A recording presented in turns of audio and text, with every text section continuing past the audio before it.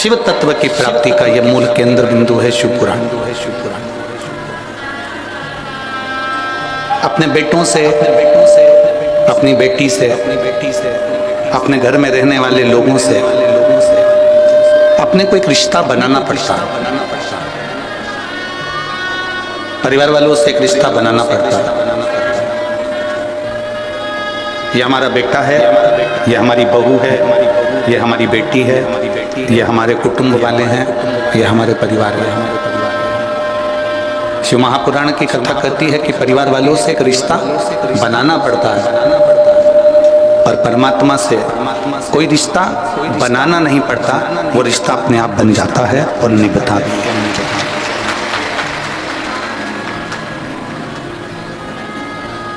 ब्रह्मा ब्रह्मलोक में रहते हैं,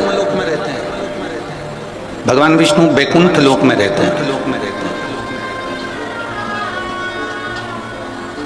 ब्रह्मा ब्रह्मलोक में है, भगवान विष्णु बैकुंठ लोक में है और केवल एक देवाधिदेव महादेव जो ना ब्रह्मलोक में है, ना बैकुंठ लोक में है, ना इंद्र लोक में है, अपने भक्तों के दुख को दूर करने के लिए मृत्यु लोक में विराजमान है। इस पृथ्वी पर, इस भूमि पर, इस धरा पर है। तुम्हारे नजदीक में जो होता है वो आपके दुख को समझता है। पत्नी को तकलीफ हुई तो पति उसके दुख को समझता है, पति को तकलीफ हुई तो पत्नी उसके दुख को समझती है, बेटे को तकलीफ हुई तो माँ उसके दुख को समझती है, बेटी को तकलीफ हुई तो बाप उसके दुख को समझता है, भाई को तकलीफ हुई तो भाई उसके दुख को समझता है। कारण वो आपके करीब में, आपके नजदीक, जो नजदीक में होगा वो दुख समझेगा।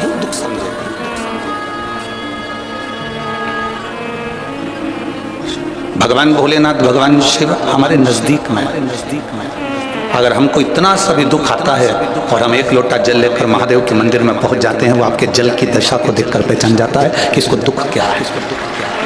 कहना नहीं पड़ता।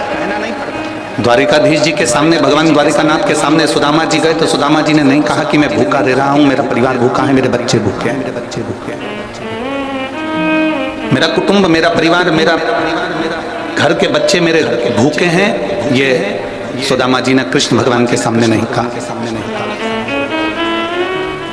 भगवान कृष्ण के आगे ये बात उन्होंने कही नहीं कि मेरे बच्चे भूखे हैं, मेरी पत्नी भूखी है, मेरा परिवार भूखा है, ये बात नहीं कहा। केवल उन्होंने तंदूल की पोटली निकाली, चावल की पोटली निकाली और तंदूल की पोटली निकाल कर दे दी। और तंदूल की जो पोटली भगवान कृष्ण ने ली, उसमें से तंदूल जब निकाले और उन तंदूल को मेरे भगवान कृष्ण ने अपने मुख में लिया, उतनी देर में पहचान गए कि सुदामा का दुख कितना है, सुदामा के हृदय में तकलीफ कितनी है, सुदामा के हृदय में कष्ट कितना है। सुदामा की जिंदगी में दुख कितना आया, वो केवल तंदूल से पहचान।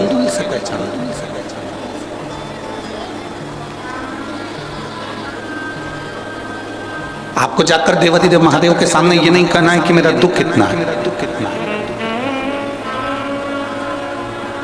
आपको महादेव के सामने जाकर ये नहीं कहना है कि मेरा कष्ट कितना है। आपको तो महादेव के मंदिर में जब जाएं, भगवान शिव के मंदिर में जब जाएं, एक लोटा जल लेकर, जब अपने घर का पानी लेकर, घर का जल लेकर, मंदिर का जल नहीं, घर का जल लेकर जब आप देवाधिदेव महादेव के पास में पहुंचेंगे, भगवान शंकर को एक लोटा जल समर्पित करेंगे, तो महादेव उस जल से पहचान जाएंगे कि आपकी जिंदगी में तकलीफ क्या चल रही है, आपके जीवन में दुख क्या चल रहा है।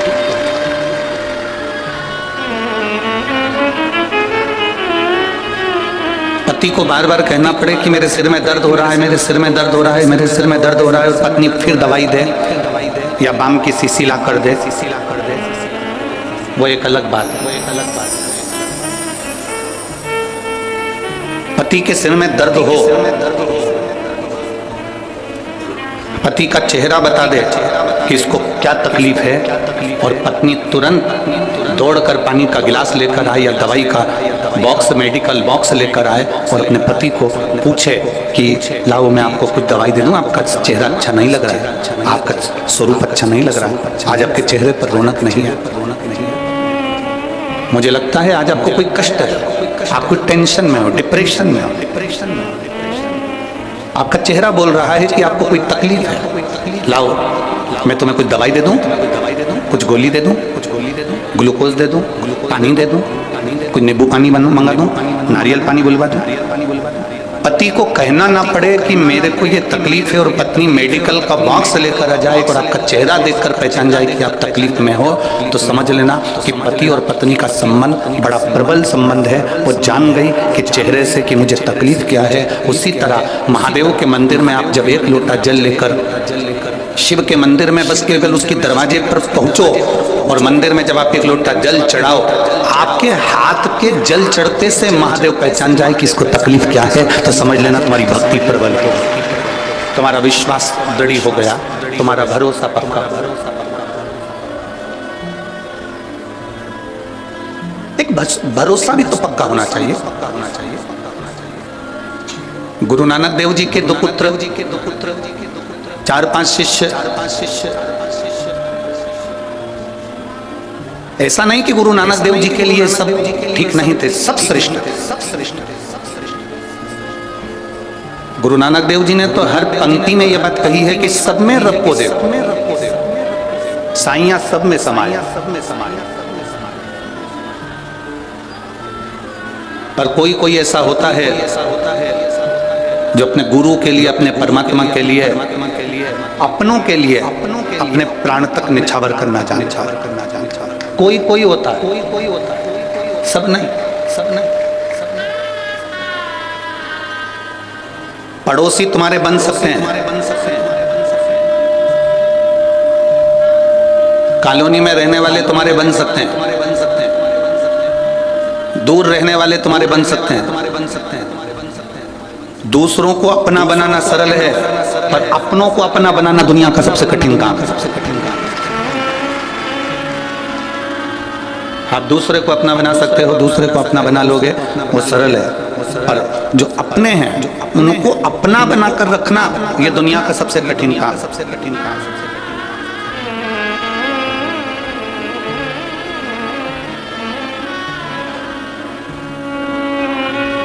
भगवान नारायण की माता लक्ष्मी, आप में से कितने लोग हैं जो तिरुपति गए?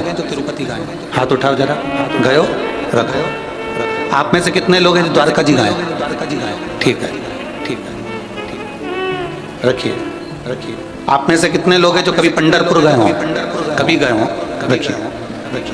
आप में से कितने लोग हैं जो बद्रीनाथ गए हो? ठीक है।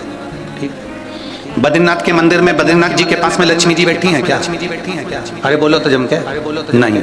द्वारकाधीश में, द्वारकाधीश के पास में रुक्मणी जी बैठी हैं क्या? द्वारकाधीश के नजदीक में? नहीं। पंढरपुर में हरि विट्ठल जी के पास में रुक्मणी जी बैठी हैं क्या? नहीं। तिरुपति में नारायण के पास में लक्ष्मी जी बैठी हैं क्या? नहीं।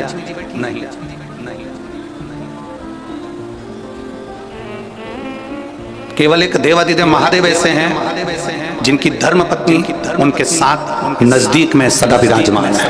केवल एक। ब्रह्मा जी के पास में ब्रह्माणी नहीं है, इंद्र के पास में इंद्राणी नहीं है, नारायण जी के पास में लक्ष्मी भी दूर है, द्वारकाधीश से रुक्मणी जी भी दूर हैं, बद्रीनारायण में बद्रीनाथ जी से लक्ष्मी जी दूर हैं, पर केवल एक देवादिदेव महादेव हैं जिनके पास में पार्वती जी साथ में बैठी हैं, साथ में। क्योंकि दूसरों को अपना बनाना सरल है, पर अपनों को अपना बनाना कठिन है। और मेरे महादेव ने वही करा है, अपनों को भी अपना बनाया और दूसरे को भी अपना बनाया। ये महादेव का सबसे बड़ा गुण था, सबसे बड़ा गुण था तो मेरे महादेव का, अपनों को भी अपना बनाया और दूसरे को भी।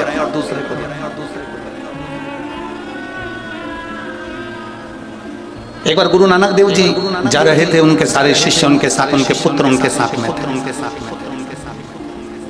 एक बहुत गंदा सा तालाब देखा गुरु नानक देव जी ने, और सोचा कि आज अपने शिष्यों की, अपने पुत्रों की थोड़ी सी परीक्षा ली।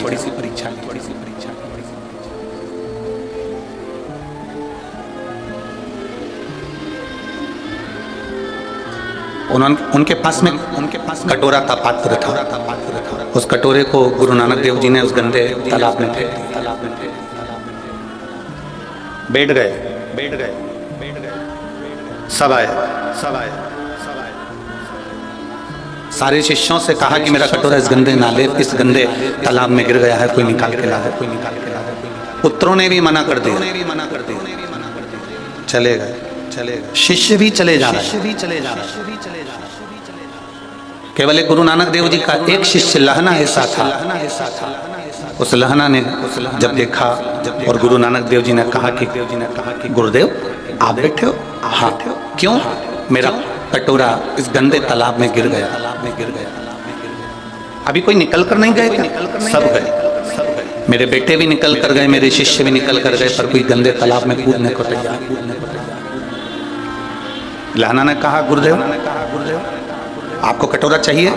हाँ। लहना ने एक बार भी कुछ बात नहीं करी और लहना कूद गया उस गंदे तालाब में और कटोरा निकाल कर अपने गुरु जी को हाथ में ला कर दे दिया। गुरुदेव ये कटोरा। गुरु नानक देव जी ने कहा कि तूने ये नहीं पूछा कि कटोरा गिरा कैसे, कटोरा गया कैसे? तूने एक बार भी नहीं पूछा कि ये कटोरा गिरा कैसे, गया कैसे, गंदे तालाब में पड़ा कैसे? गुरुदेव आपने कह दिया ना कि कटोरा बस तालाब में गिर गया। अगर शिव का वचन, शिव महापुराण के शब्दों पर, गुरु के शब्दों पर यदि एक विश्वास पक्का है तो फिर उस विश्वास पर अगर तुम चल दिए तो ये निश्चित है कि एक ना एक दिन गुरु की और शिव की कृपा जब बन गई तो जिंदगी में अपनी हाल पूरी। फिर आपको निहाल होने में कोई दिक्कत नहीं है।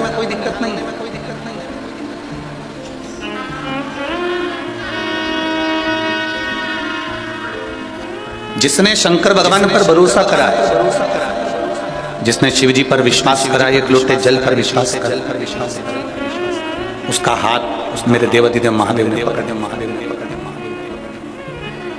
मेरे शंभू ने उसका हाथ पकड़ लिया। एक जरा से कटोरे से गुरु नानक देव जी ने यह अंदाजा लगा लिया था कि मेरे सिंहासन पर, मेरी गादी पर, मेरी जगह पर मेरे इस सुख को कौन जान सकता है, कौन पहचान सकता है। अपने बेटों को वो पद नहीं मिला, गुरु नानक देव जी के पुत्रों को वो पद नहीं मिला, अन्य शिष्यों को वो पद नहीं मिला जो लहना के पास प्राप्त हुआ। आपको शिव जी के मंदिर जाकर ये नहीं बार बार कहना कि मुझे दुख है। आप तो आपका घर का जो पानी है ना, आपके घर का जो जल है, जब आप उस जल को लेकर जाते हो ना और शिव जी के मंदिर में पहुंचते हो तो वो जल बता देता है कि आपका दुख कितना है, आपकी तकलीफ क्या, आपकी तकलीफ क्या।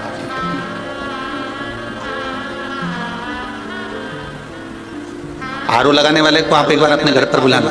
आया आपके घर पे कभी आरओ लगाने वाला? आरओ का पानी, आरओ का जो मशीन लगाने वाला आपके घर पर आया होगा, सबसे पहले वो पानी की जांच करता है। बोलो री जीजियों, ओ बठिंडा वाली, और जितने मेरे जीजा बैठे हैं वो भी बोलो सही है कि गलत। आरओ लगाने वाले को आप अपने घर पर बुलाएंगे तो पहले वो पानी की जांच करेगा, इसमें खार कितना है, मिट्टी कितनी है, कितना क्लीन, वो जांचेगा। फिर कहेगा कि मशीन लगा तो दे रहे हैं परंतु इसका जो फिल्टर है वो हर 15 दिन में खराब हो जाएगा क्योंकि इसमें मिट्टी ज्यादा है और खार ज्यादा। तुम्हारा महीने का खर्चा तो जरूर होगा पर पानी क्लीन हो जाए। तुमने कहा साहब लगा दो, एक मशीन आरओ की लगाओ, हमारा ये पानी क्लीन होना चाहिए, पीने के लायक हो, पीने के लायक हो। शिव जी के ऊपर जब एक लोटा जल चढ़ाने के लिए आप जाते हैं तो जैसे मशीन पानी को क्लीन करती चली जाती है, धीरे धीरे रोज जब हम देवाधिदेव महादेव पर एक लोटा जल समर्पित करते जाते हैं तो हमारी जिंदगी का दुख भी, कीचड़ भी भगवान भोलेनाथ क्लीन करते चले जाते, धीरे धीरे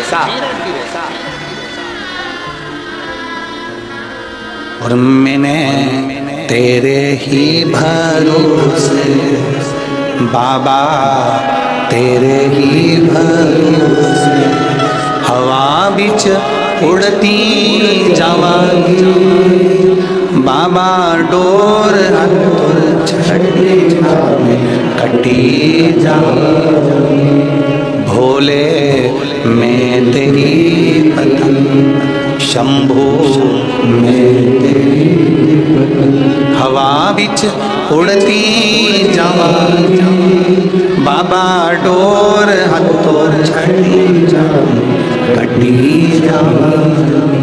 भोले मैं तेरे शंभू मैं। इस लाइन को सुनने के बाद एक बार भगवान ने एक भक्त से पूछा कि ये बता तुझे उड़ाऊं कि नहीं उड़ाऊं।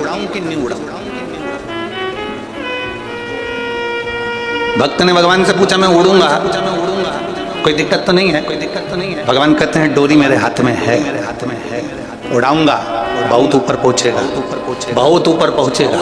पर इतना याद रखना, पतंग और इंसान जितनी ऊंचाइयों पर जाता है काटने वालों की संख्या ज्यादा बढ़ जाती है। अगर तेरी तैयारी हो तो मैं तुझे उड़ा देता। पतंग और इंसान जितनी ऊंचाइयों को छुएगा, जितना ऊपर जाएगा, जितनी तरक्की करेगा, जितना ऊपर जाएगा, काटने वालों की चारों तरफ भीड़ लग जाएगी। मैं ही काटूंगा, कितना उड़ रहा है अभी देखता हूँ इसको। पतंग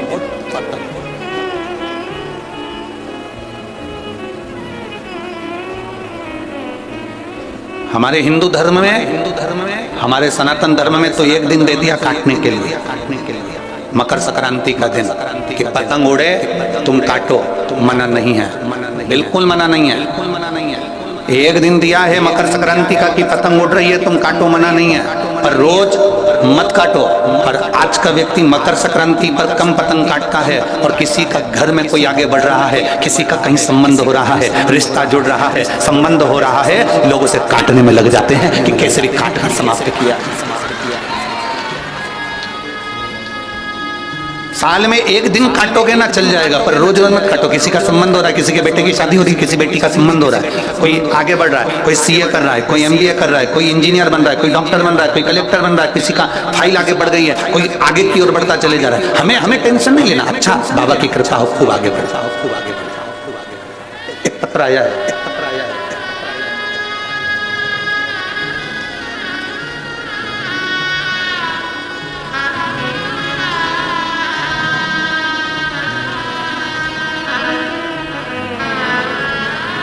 मेरा नाम देवी सुमरानी है।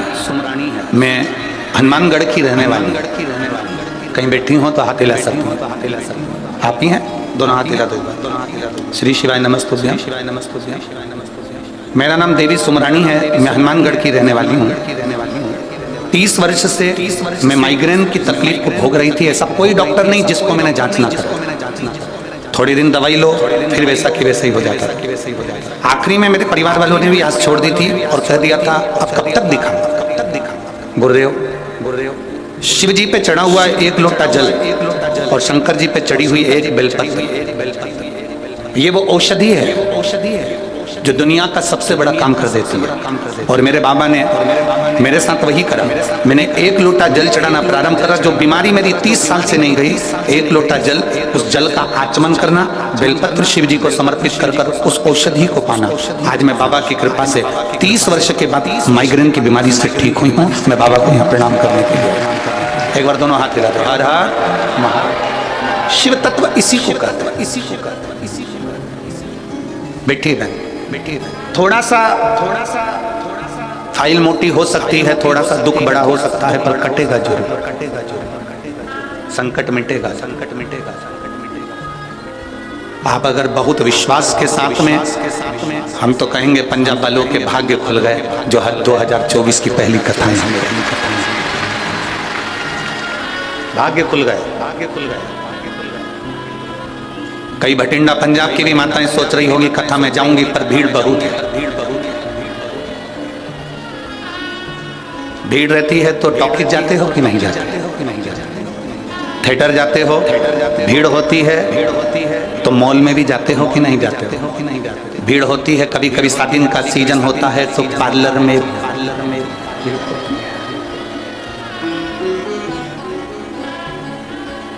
पार्लर वाली इतनी चतुर होती है, आधा बहुत पोत के तुम्हें साइड में कर देती, दूसरे को चालू कर देती। और जो ज्यादा बोलती है तो पार्लर वाली इतनी चतुर होती है, 2 ककड़ी काट के हाथ पे धर देती है, बैठी रहो, और ऊपर से कह देती है बोलना मत, ही नहीं तो मुंह में सल पड़ जाएगा। तो बिल्कुल जैसी की जैसी बैठी। फिर बोली तो पार्लर वाली इतनी चतुर होती है कि होठों पे ना जाने वो पेंसिल से क्या अब मुंह खोल के बिठा दिया। अब बोल। भीड़ कहां नहीं है, भीड़ कहां नहीं है। अरे पूरे बठिंडा वालों को खुशियां मनाना चाहिए, पूरे बठिंडा वालों को खुशियां मनाना चाहिए। लोग नए साल में केदारनाथ, बद्रीनाथ, द्वारकाधीश, सोमनाथ, भीमा शंकर, मल्लिकार्जुन, कहीं बैद्यनाथ, कहीं महाकाल जाते हैं और मेरा 12 ज्योतिर्लिंग बठिंडा में आकर बैठ गया है पहले। बोल बम का नारा है, बैठ गया। और यही शिव भक्ति, यही है कहानी। थोड़ा समय लग सकता है, एक पत्र हो रहा है।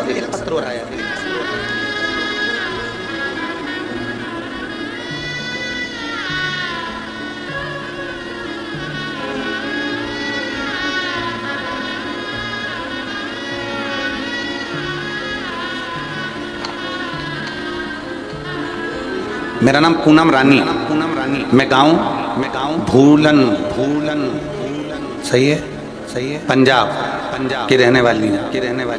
गाँव भूलन, पंजाब की रहने वाली। मेरा मोबाइल नंबर ही है। कहीं बैठी हैं आप? ये दोनों हाथ हिला दो। श्री शिवाय नमस्ते, श्री शिवाय नमस्ते। अब कमर काम कर रही है, बढ़िया काम कर रही है। नीचे बैठते बन रहा है, नीचे बैठते। ठीक है बाबा, मेरी रीढ़ की हड्डी में गैप हो गया था डॉक्टर के हिसाब से। मैं हमेशा 24 घंटे बिस्तर पर पड़ी रहती है। 1 मिनट भी उठकर कोई कार्य नहीं कर पाती। एक बार रिमोट मेरे हाथ में था टीवी का, चैनल चेंज करते करते शिव महापुराण की कथा सुनी। आपने 31 मूंग के दाने का एक बड़ा सुंदर भाव वर्णन किया था जो शिव के समर्पित करना।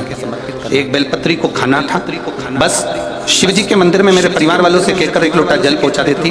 ऑपरेशन नहीं कराना चाहती थी क्योंकि डॉक्टर के हिसाब से सही हो पाती कि नहीं हो पाती, पक्का पता नहीं था कि मैं उठूंगी कि नहीं उठूंगी। बेलपत्र रोज खाती, रोज बाबा को जल चढ़ाती। आज मैं बाबा को धन्यवाद देने के लिए, प्रणाम करने के लिए आई हूँ कि अब मैं नीचे भी बैठ सकती हूँ और बैठकर कथा भी सुन सकती हूँ और चल भी सकती हूँ। ये शिव तत्व है, औघड़ी है शिव। बैठिए बहन, हर हर महादेव। बैठिए, शिव तत्व की प्राप्ति का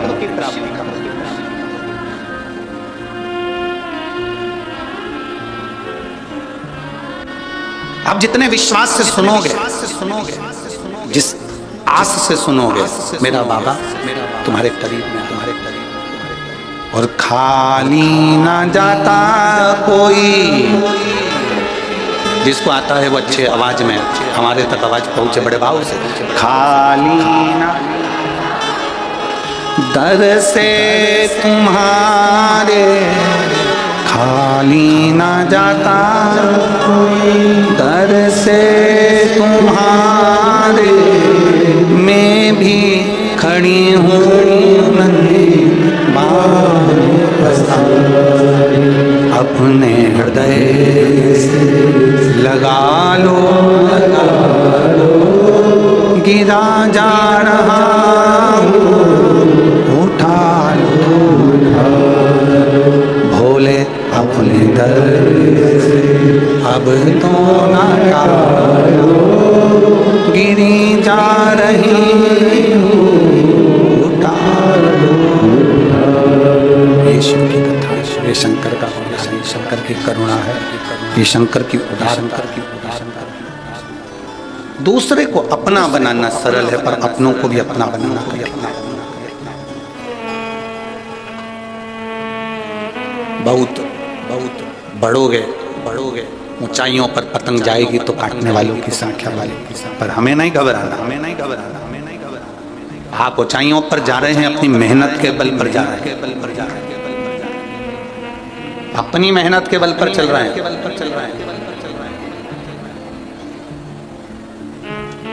शिव महापुराण की कथा में ना तो कोई बेल दी जाती है, ना कोई भभूति दी जाती है, ना कोई नारियल दिया जाता है, ना तंत्र दिया जाता है, ना मंत्र, ना कोई विद्या।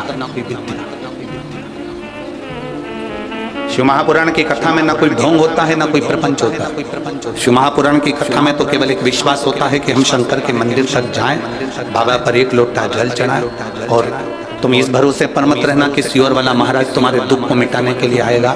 सियोर वाले महाराज को भी दुख आता है तो बाबा ने मिटाने के लिए आता है, तो तुम्हारा दुख भी वही मिटाने के लिए। किसी ढोंग और प्रपंच में नहीं फंसना।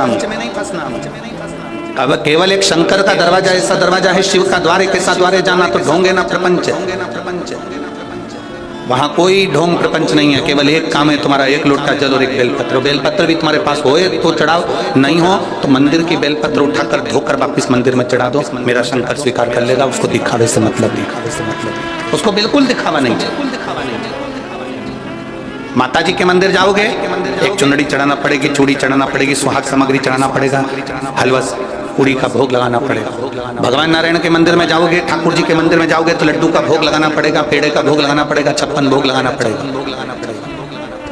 जितने मंदिरों में जाओगे कुछ ना कुछ देना पड़ेगा। पर महादेव के मंदिर में तो अगर आपके पास में एक लोटा जल हो तो चढ़ा दो, जल भी नहीं हो तो शिव जी की चढ़ी बेलपत्र वापिस चढ़ा दो, वो भी नहीं हो तो 3 बार ताली बजा दो, वो भी नहीं हो तो बम बम भोले बोलो और अपने घर को चल। इतने में शिव प्रसन्न, इतने में शंकर करुणा कर जाता। शिव महापुराण का महत्तम कथा है, देवराज नाम का ब्राह्मण,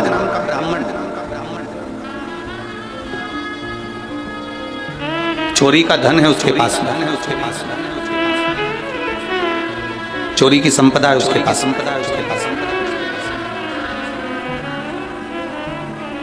किसी ने प्रश्न पंढरपुर की कथा में कहा था, गुरुजी व्यक्ति चोरी क्यों करता है?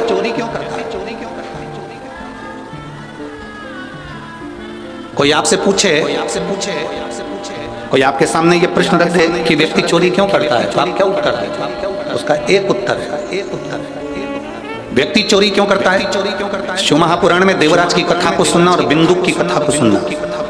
देवराज की पत्नी, उसके बच्चे, उसके लिए भोलेनाथ बहुत कुछ दे देते थे, 2 समय का भोजन देते थे, पेट भर देते थे। उसके लिए, उसके परिवार को चलाने के लिए बाबा कोई कमी नहीं लाते।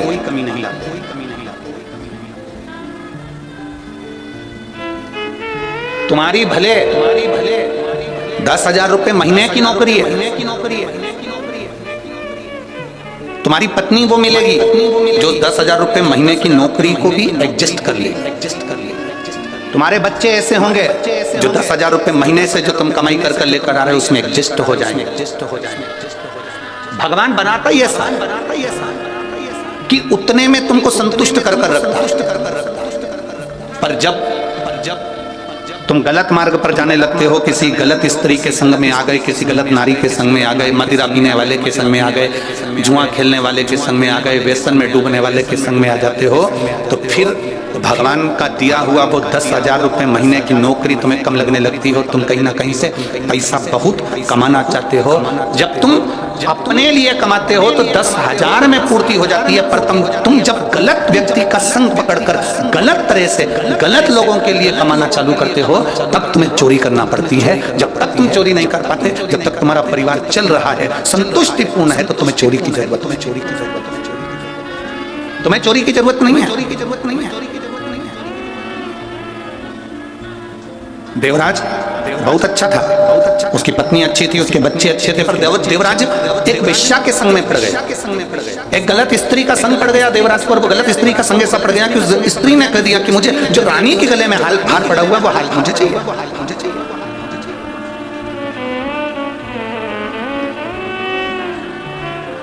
जो रानी के गले में हार पड़ा है वो हार मुझे ला कर दो। देवराज अभी तक बहुत अच्छी जिंदगी जी रहा था।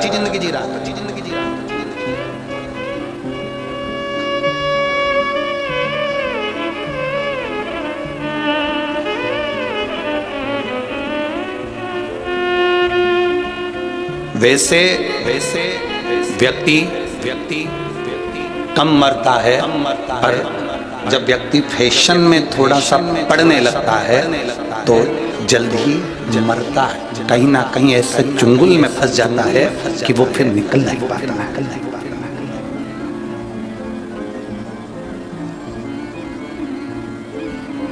इतनी ठंड पड़ रही है भटिंडा में, हमारे उधर तो इतनी नहीं पड़े।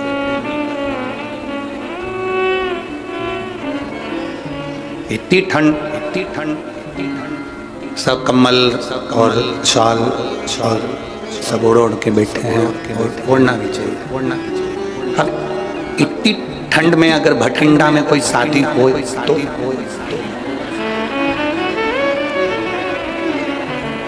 अब तेरा क्या होगा, कालिया होगा। इतनी ठंड में और शादी भटिंडा में, और जो तुमने 2500 रुपये खर्च भी करे, अब वो दिखना भी चाहिए, और ठंड के में ही पड़ो, और देवर के यहाँ शादी, देवर के लड़के पूरे फिर भले धूत जाऊंगी, पूरी कांप जाऊंगी, पर फैशन में जरूर जाऊंगी। अब बेचारा पति बार बार कोट पैंट पहन के बाजू में आके कोनी मार के बोला, सल्ला तू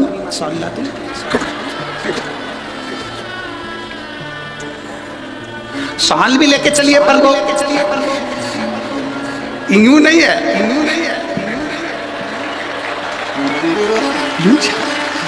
अब कह रहा है लाऊं तेरे को, तो कछु धूज रही है, गुलाब जामुन चम्मच में थी, कब बाजू वाले के प्लेट में पहुंच के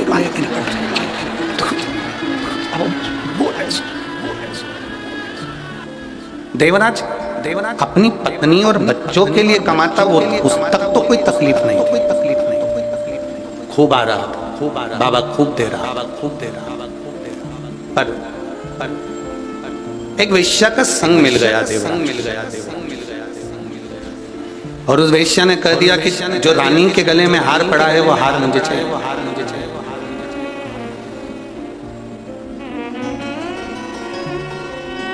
हार मुझे लाकर। देवराज ने कहा कि वो रानी के गले में हार पड़ा रहता है, उस हार को लाना तो बड़ा मुश्किल है, बड़ा कठिन काम है, नहीं मुझे तो वो हार चाहिए, लाकर दो मुझे।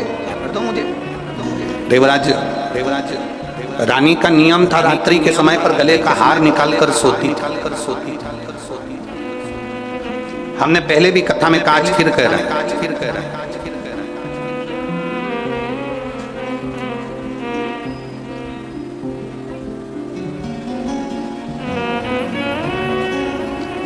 चोटे की नजर तुम्हारे गले पर होती है, चेन पर होती है, मंगलसूत्र पर होती है। लुच्चे की नजर तुम्हारी सुंदरता पर होती है, और महादेव की नजर तुम्हारी भक्ति पर होती है। हमने शिव महापुराण की कथा में पंढरपुर में भी कहा था कि भटिंडा पंजाब की जब कथा हो तो आप लोगों से निवेदन है कि गले में कोई सोने का सामान, कोई सोने का मंगलसूत्र, कोई सोने का कीमती सामान, कीमती मोबाइल, कीमती चीजें लेकर मत जाओ, क्योंकि मेरा भोलेनाथ तो खुद डायमंड है, अपने को वो लेकर वापस जाना है। अपने आभूषण सोने के लेकर नहीं आना, बहुत कीमती चीजें लेकर कथा के मंडल में नहीं जाना। भगवान की भक्ति करने जा रहे हो, दिखावे के लिए नहीं जाना हमको। हमें तो भगवान की विरल भक्ति पाना है। जहाँ जगह मिल जाएगी वहाँ बैठ जाएंगे, हमें जहाँ जगह प्राप्त हो जाएगी वहाँ बैठ जाएंगे। मालूम पड़े हम दरवाजे पर खड़े चिल्ला रहे हो, आवाज लगा रहे हो, तुम हमें जानते नहीं है, तुम हमें पहचानते नहीं, हम तो इनके रिश्तेदार हैं, हम उनके नातेदार हैं, तो दरवाजे वाले भी कहेंगे देखो यहाँ तो शंकर जी के सारे रिश्तेदार आए हैं, या रिश्ता एक ही चलता है, भोलेनाथ।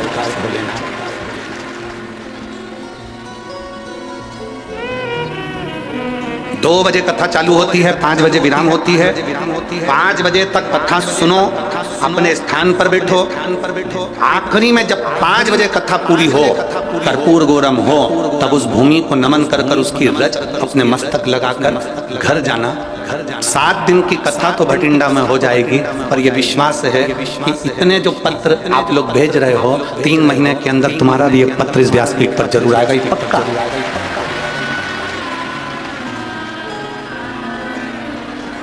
ये विश्वास मूल है, विश्वास मूल है। कथा में आओ, बैठो, घर वालों से कहकर आना कि मैं 2 बजे से 5 बजे तक कथा सुनकर आऊंगी, बीच में नहीं आऊंगी। स्थान ग्रहण करूंगी तो मैं 5 बजे कर्पूर गौरम करना अवतारम होगा, आरती होगी, तभी उठूंगी, उसकी रज धारण कर हवाई जहाज एयरपोर्ट पर उतरता है, ट्रेन स्टेशन पर रुकती है, बस स्टैंड पर रुकती है, हेलीकॉप्टर उतरने के लिए हेलीपैड बनता है। 7 दिन के लिए मेरे महादेव को उतरने के लिए शिव महापुराण की कथा। आपको कहीं ढूंढने नहीं जाना, 7 दिन सेवा करो, भजन करो, कीर्तन करो। भगवान ने धन दिया हो तो किसी का मुंह झूठा कराओ, जल हो पीने की व्यवस्था करो। हाँ, ठंड ज्यादा पड़ रही है, ठंडा पानी नहीं दे सकते, थोड़ी अपनी 2 बाटल हम कहते हैं साथ मिलाओ करो, तो उसमें गर्म पानी किसी पड़ोसन को दे दो, पी ले, ज्यादा ठंडा नहीं, बड़े भाव से आनंद से सेवा का मौका मिला है। जितनी जितनी सेवा कर सकते हो और जितना जितना भजन कर सकते हो। 7 दिन भटिंडा वालों के इस पवित्र, समझ लो वो हेलीकॉप्टर को उतरने के लिए एक हेलीपैड बनाया जाता है, हेलीकॉप्टर उतर जाता है। ये पंडाल शिव महापुराण का जहाँ लगता है और शिव पुराण जहाँ होती है वहाँ 7 दिन मेरा भोलेनाथ उतर जाता है। क्या देगा, क्या करेगा? हमारा विश्वास इस शिव पुराण से इतना है कि कई माताएं और कई भाई ऐसे हैं कि उनको 7 दिन के अंदर ही उनका पत्र भी यहाँ पहुंचेगा। अगर दिल से सुनी तो 7 दिन में ही दे देगा वो, दिल से। थोड़ा विश्वास, भरोसा।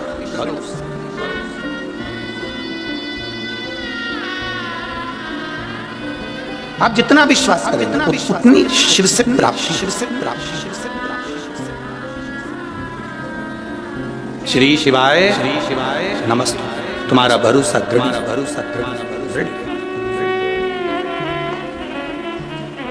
देवराज चोरी का धन, रानी के गले का हार चुरा कर भागी। कीमती सामान लेकर कथा में ना जा। क्यों? कीमती सामान तुम्हारे पास होगा तो बार बार तुम्हारी कीमती सामान पर तुम्हारा ध्यान जाए।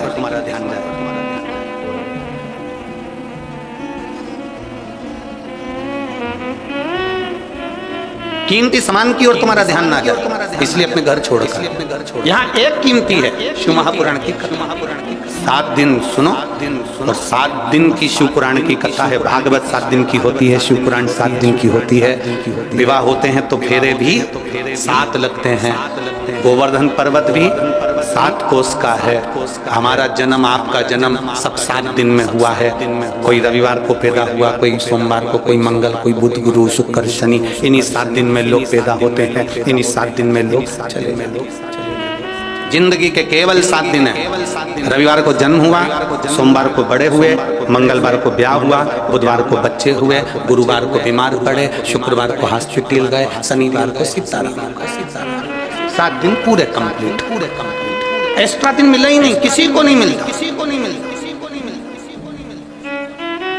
7 वार हैं, रविवार, सोमवार, मंगल, बुध, गुरु, शुक्र, शनि, और एक बार और है, वो है हमारा परिवार। इसमें जितने रहकर भगवान का भजन कर सकते हो उतनी जिंदगी सार्थक। छोड़कर नहीं।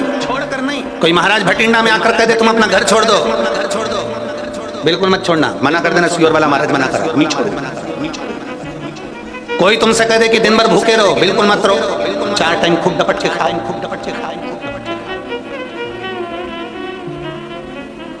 कोई तुमसे कह दे फैशन छोड़ दो, बिल्कुल मत छोड़ो। और खजूर वाली चोटी बनाओ, नहीं छोड़ो।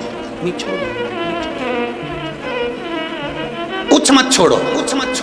हम जैसे अच्छे वस्त्र पहनना नहीं छोड़ते, भोजन नहीं छोड़ते, समय पर मैसेज देखना नहीं छोड़ते, मोबाइल चलाना नहीं छोड़ते, उसी तरह मैं शंकर की भक्ति भी नहीं छोड़ूंगी, पक्का छोड़ूंगी। उसमें दृढ़ रहो, अटल रहो। हाँ, थोड़ा